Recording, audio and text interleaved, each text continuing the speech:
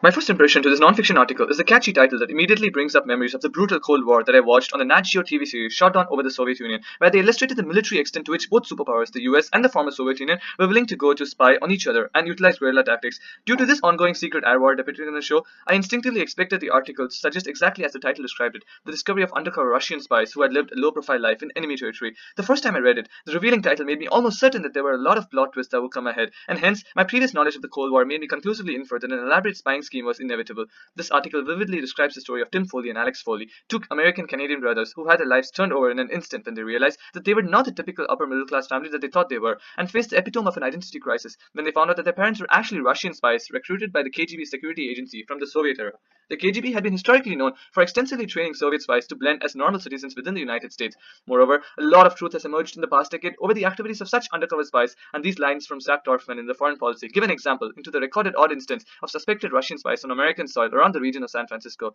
Moreover, understanding the rigor of KGB's training and insights into their thinking, self-identity, and loyalty would enable us to rationally interpret why Donald and Tracy continued working for the Russian SVR agency even after the Soviet Union disintegrated back in 1991, whereby they could have alternatively broke ties with the agency and led a comfortable, oblivious family life in America. Finally, analyzing certain prevailing cultural attributes of them would enable us to better process the inherent absurdity of the lines about the Boston alcohol regulation that was stigmatized by the brothers, the going counterculture in an American high school by playing up a Canadian birth, and finally the fact that there was an entire TV series, The Americans, that was partly based on this true story. This author interestingly mentions that Donald and Tracy actually loved this show as it reminded them of their times as a young agent. This would have to be the ultimate compliment to the writers and other creative talent in this show, where the people on whom it is based like the show and the fact that it makes them ask interesting questions about themselves. The scale at which such forms of broadcasting media like movies and TV shows have advanced portrays how the expectations of their adapted life story is being positively interpreted by them. Hence, surveying these multitude of contextual settings embedded explicitly and implicitly within this article would help us formulate a more accurate interpretation of it. The author is Sean Walker, who is the Moscow correspondent for The Guardian. He seems to be portraying a realistic explanation of most aspects within the article and is unbiased towards either parties, be it the boys, Alex or Tim,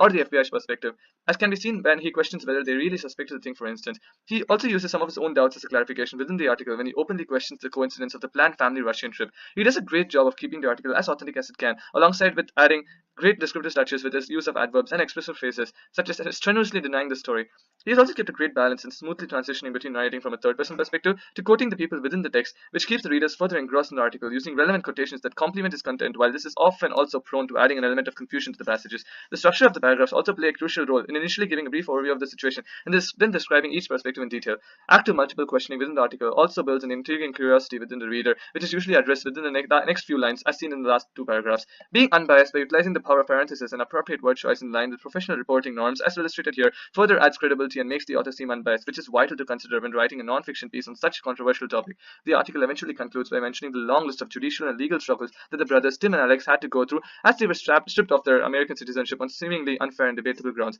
However, the FBI supposedly had evidence that the parents had previously revealed their identities to Tim and planned on recruiting him as a second-generation spy for Russia. While he strongly rejects the statement, in this controversial case, it is clear that the US's negative expectation and attitude towards Russia causes them to take all preventive measures, even if it has not been proven that Tim has in fact been trained to be a spy, and his brother Alex has to suffer the wrath of this cause as well. Canada doesn't grant them citizenships too, even though the author explicitly states that this could be a story fabricated by the FBI to fuel further tension between the US and Russia. Moreover, the Canadian newspaper Maclean states in its article that Canada's spy agency, the CSIS, also had reasons to believe that Tim might have already been recruited by the SVR, and to make matters even more complex, the parents of the original Foley family strongly stand against them gaining their Canadian citizenship. Thereby, the conclusion would be that such a complex issue dictated by different responses from various entities involved portrays how they approach it primarily tending to favor their own arguments, and hence there is a dire need to ensure that a sufficiently evidence-based conclusive analysis is required in order to confirm that Tim was in fact sworn in to be a Russian spy.